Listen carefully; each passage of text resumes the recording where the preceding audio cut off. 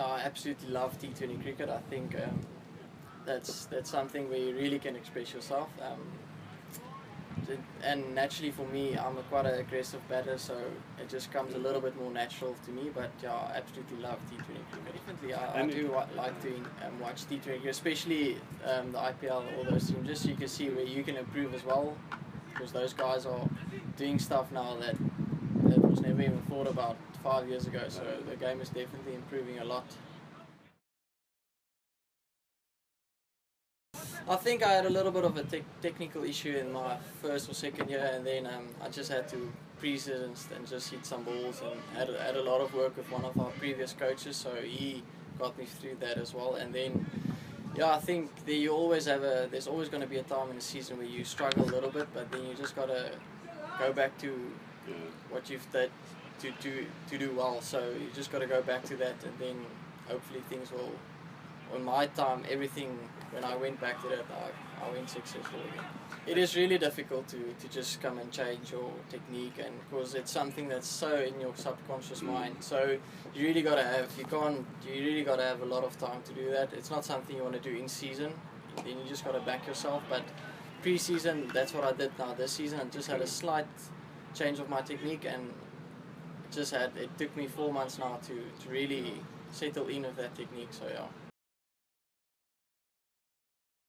Pre-season was very good. I think we went away on a culture camp to the Drakensberg and then to Port Shepstone to play against the Dolphins, which I think we played very good cricket. And then, yeah, for me for the season, just to see where I can contribute as much as I can, and then just become a regular in this franchise team. Yeah, we just had a nice little chat about what we want to achieve this season and stuff, and then just getting the guys together, chat about what we want out of the season, and played a few games, but more nets and just throws and everything, just to make sure everything is drilled in and make sure that technical aspect of your game is 100%. I think it differs from day to day. I like batting on a bowl machine just if I want to work on something definitely specific, but I always, before I go on a bowl machine, I take some throws just to get my hands going, get that technical part out, and then throws, I just take throws before a game. I never go on a ball machine too much before games and stuff. So throws, because it's a little bit like a bowler, it's a lot of variables, so it's a little bit more match realistic. You can almost get carried away by premeditating a little bit too much. Well, I think I had two coaches. One at varsity was Jonathan Beekers. He helped me when I just got out of school, so I wasn't used to this high quality of cricket, so he definitely helped me. And then my previous provincial coach, Rudy Steyn, he definitely transformed my game into almost where it is now. And now all the coaches that I've had now, I've just tweaked it a little bit to just improve it every day. I know I had a little bit of a technical fault in my first year, but it wasn't as big as normal sometimes you can get. Well, 3-day cricket to 4-day cricket is just patience.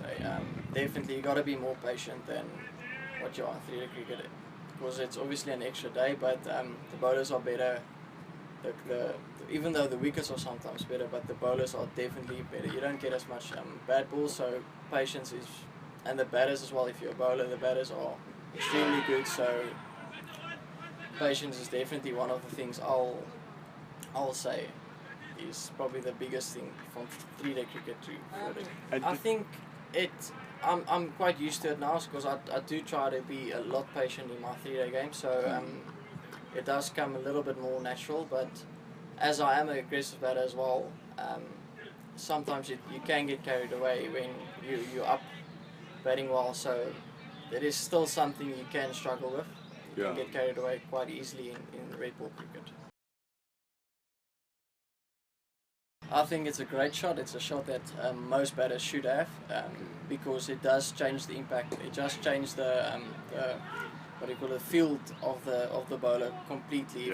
If you hit one reverse sweep, the mid wicket goes out automatically, and then your one options become so much easier. So it's a bit high risk, but if you do practice it, it shouldn't be. It's just like a normal sweep shouldn't be any risk at all. So yeah, I do practice it quite a lot, and I feel like every batter should be able to hit a reverse sweep. It's similar to the sweep. It's a little bit premeditated, but I think the head position is obviously the most important thing. If your head's in the right position, the chance of you missing it is not really a lot. So the risk, if your head is in a great position, is not a lot.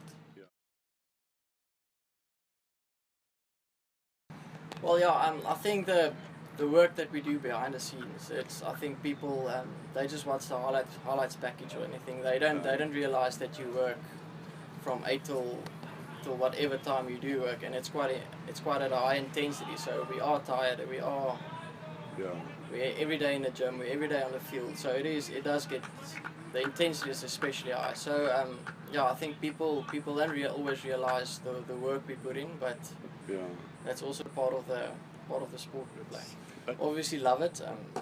Wouldn't think anything. I don't think I should do anything else. So I'm very happy to be able to do it.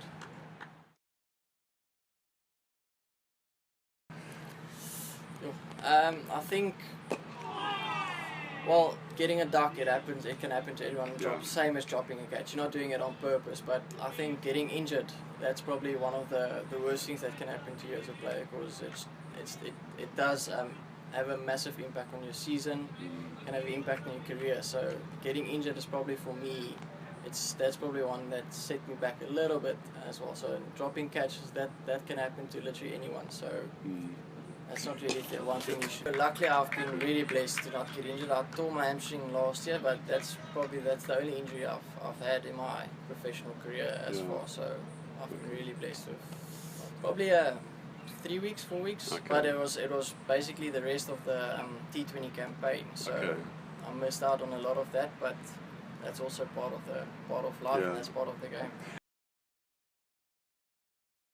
Lots of physio and then lots of rehabilitation just to get that, whatever you injured, get that strong again, and then just working your way back into the getting everything. Make sure if you play that you're 100% and ready to go. Patience again, that you gotta have patience. You don't want to go early into a game and then injure it again, because then most likely what's gonna happen, you're gonna be out for much more longer than you are. So once again, patient. You gotta be patient.